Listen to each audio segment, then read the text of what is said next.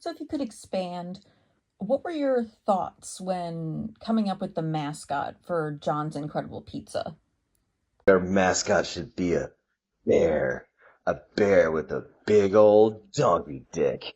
He's gonna have a big old fucking donkey dick, and he's gonna harass the customers without his pants on. And I and I'm gonna be here in the back. I'm gonna be here in the back making pizza, gauging their reactions because I'm the owner. And you're all eating my pizza. You're all eating my pizza, but I'm back here. And I made the pizza. I secretly made the pizza, but you don't know it because you can't see me. But I see you. I see you, and you're all eating my pizza. Yeah, you're all eating my pizza while my bear walks around with no pants on and I get to see him. But if he wanted a donkey dick, why didn't he make a donkey the mascot? I'll tell you why. I'll tell you why because donkeys strike fear into the heart of mortal men, but bears, everyone loves bears. So I'm gonna take the donkey dick on off the donkey and I'm gonna put it on the bear and then I'll parade him around my pizza shop sometimes and and and then the little stupid customers are gonna eat my pizza and they're gonna see the bear dick and I'm there in the back grating cheese and watching it with one bloodshot eye. And it's a remarkable experience, yeah, to be in this place I am. Sometimes when I'm feeling jovial, I will get on the microphone and say, Mamma mia, Papa Pia, baby has a diarrhea. And the customers, they laugh, but they don't know it was me. They don't know it was me, because I am in the back, throw, whipping up the pizza, and I stir the sauce. You have to stir the marinara, lest it be left to burn and stick to the pot. And the bear is there without a care. Yes, the bear is there. Yes, with his little black nose and his pink burly arms, and he says hi to the customers. Hi. Then he says goodbye, and he makes them feel safe. Safe while I stir the sauce and assemble the pizzas and place them ever so gently into the oven, and then I take them out when they're just right.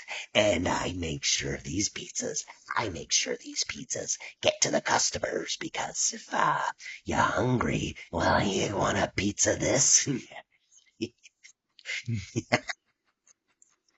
And then I do more. There's more to it than that. It's not as monotonous as it seems on the surface. I also enjoy the occasional game of bridge. Sometimes me and the bear play bridge and we chuckle quietly. We don't say a word, but we chuckle quietly to each other because of all the customers that came through that day and unwittingly ate our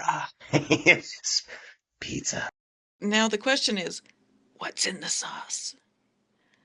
What is in the sauce? Natalie, I am so glad you asked. I'm so glad you asked because a lot of people don't take the fucking time to ask that question. But you did. You found time in your day to present me with a question I have been wanting to answer for years. And let me tell you, you're not gonna like it. Maybe you will, you little fucking freak. Okay, so these tomatoes are sourced from the hills of Italy. The hills of Italy where Julius Abe is true to Kaiser crushed the Gaul army as they came over and attempted to invade Rome. And then I also source tomatoes from a little town in California where they grow them on a small farm, a small little tiny farm. And do you know what this farm has in the yard? It has a trampoline. It has a trampoline with a hole in the middle because their stupid mother was jumping on the trampoline one day and then during a lightning storm and the lightning struck her and she incinerated in the hole and she let's just say there wasn't much left to resuscitate.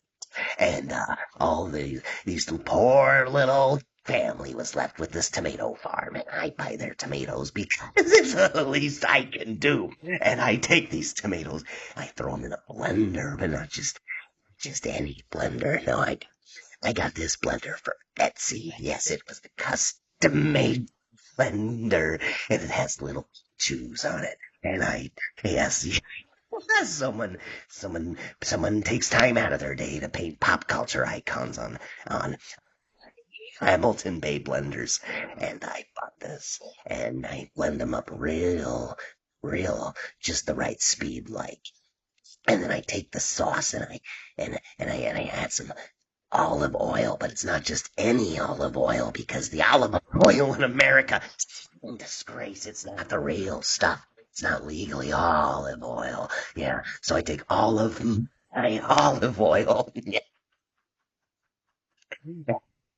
and I add some thyme and I add some oregano and I stir it into the pot. Into the pot it goes. You gotta stir. You remember why we stir? Were you paying attention?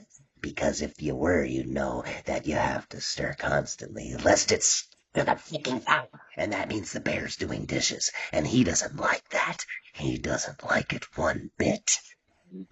And some people say it's the crust. Some say it's the toppings and the cheese. Some say it's the sauce that defines the pizza. But one of these influences the other.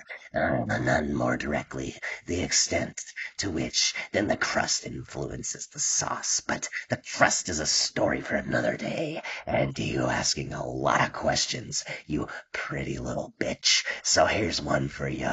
That's the history of my John's incredible sauce. Now you know, and no one's half the battle.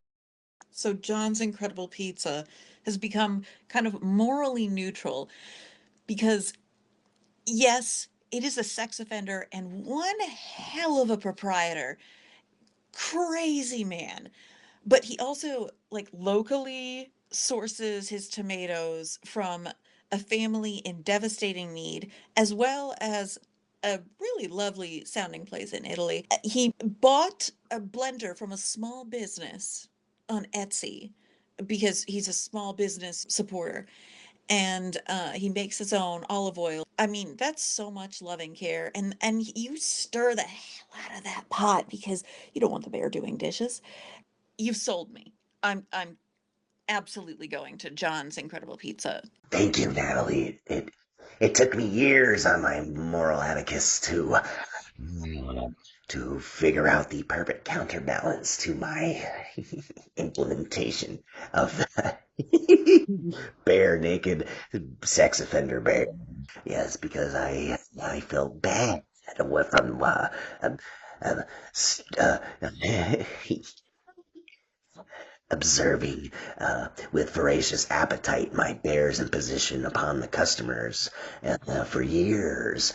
And I thought to myself, how am I gonna get into Kingdom Come if I don't do something about this? So I realized the answer's in the sauce.